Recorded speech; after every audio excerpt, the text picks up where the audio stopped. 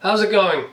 So before we get stuck into this, if you want to know about the health benefits of reishi mushroom, then you're in luck, because I made a short introductory video on that subject, which you can watch here, and I made a much longer, more in-depth video on it, which you can watch here.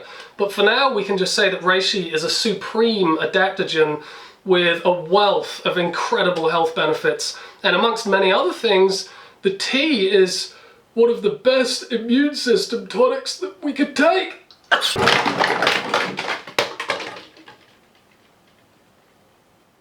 Anyway, this is another one of those topics where you're going to find people making a lot of different recommendations on how best to make reishi tea.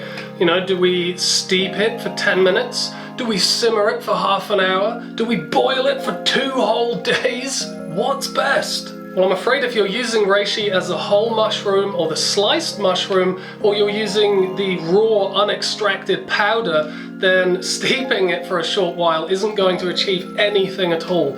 And boiling it and simmering it for days is also just a waste of time, you know, it's excessive and it's going to be more of a drain on your energy bills than anything else.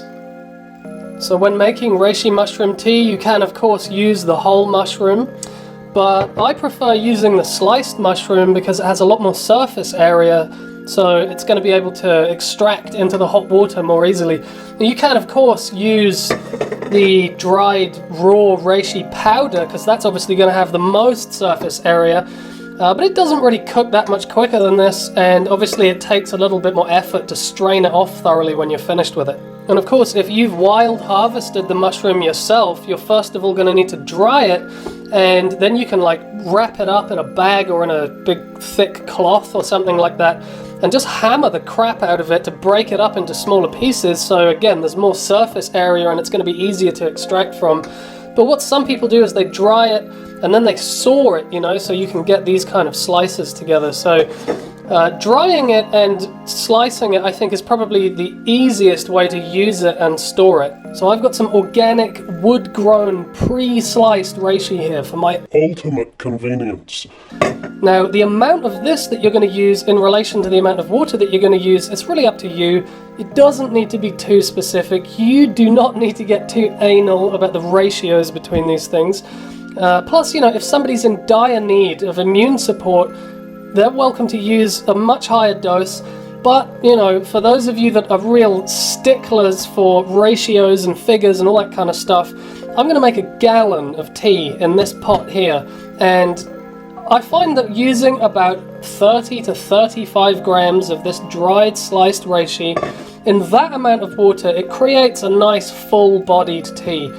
Now, when you're going to be using water, don't use shitty tap water, okay? Use good, clean, tested spring water or good filtered water. None of these cheap, crappy filters, just the really good stuff that removes a lot of the crap that you don't want to have in your water. And as well, when you're cooking, don't be using cheap pots and pans to cook your stuff in. You know, you don't want to be using stuff that's going to be leaching unwanted toxicity into the water. So stainless steel and, you know, enameled cast iron, those kind of things, they're pretty much the best things to use for this.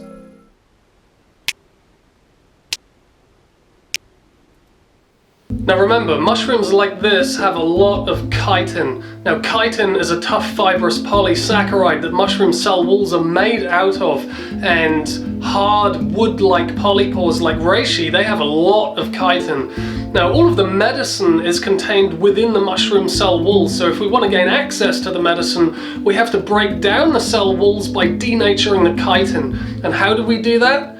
Through heat, that's how. So this is why sufficient cooking is essential. So sorry to all the raw foodies out there who insist on consuming raw reishi products. The truth is, you're actually not getting any of the main health benefits. All you're really doing is introducing indigestible fiber to your intestinal tract. So bring it over to the stove, start cooking, put the lid on, and bring it to a boil. So once it starts bubbling away nicely, you can turn the heat right down, but keep the lid on and allow it to simmer for 2 hours. Now, like I said, the chitin in reishi requires sufficient heat in order to break down and release the water-soluble constituents into the hot water. So anything less than 2 hours really isn't going to be sufficient in order to do that. So when it's done, you can leave it to cool for a bit and then pour some and drink. And it's this lovely golden brown color. And if you're familiar with reishi at all, it has that really strong, earthy, characteristic reishi smell. Now this tea is going to be good to keep for a couple of days as long as you store it in the fridge or in a cool, dark place.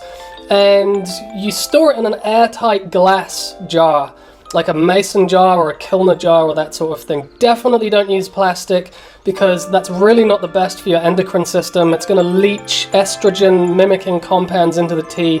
Really not a good idea. If you're finding the bitterness of reishi a little bit difficult to handle, then of course you can add like coconut sugar or raw honey or molasses or that kind of thing just to sweeten it up a little bit. And this doesn't only need to be consumed as a tea, you know, you can have this as the liquid base of a meal that you're cooking. Maybe you're making a soup or a broth or that kind of thing, and this can be the liquid for that. Or this could be once it's cold, this could be the liquid component of smoothies that you're making.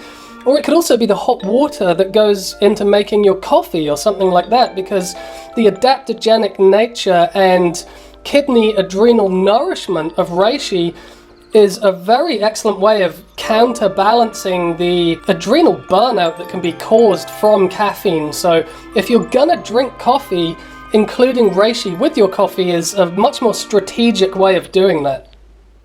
Now, like I said before, reishi powder can be used in this exact same way to make the tea, but then you can make a super potent reishi tea by using the powdered extract as well.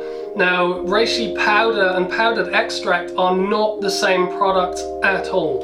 So if you want to know what the difference is between those two things, you can watch this video right here. But in short, the powdered extract, it doesn't need cooking at all. It's already been completely extracted, so you can make an instant tea with that by just putting some in a cup, adding hot water and stirring, and you're good to go.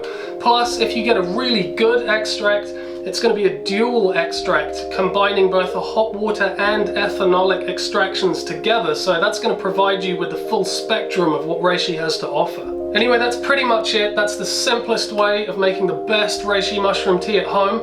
If you want to know how to make chaga mushroom tea the best way, then you can watch this video right here. So hopefully this has been of some use. Until next time, take it easy.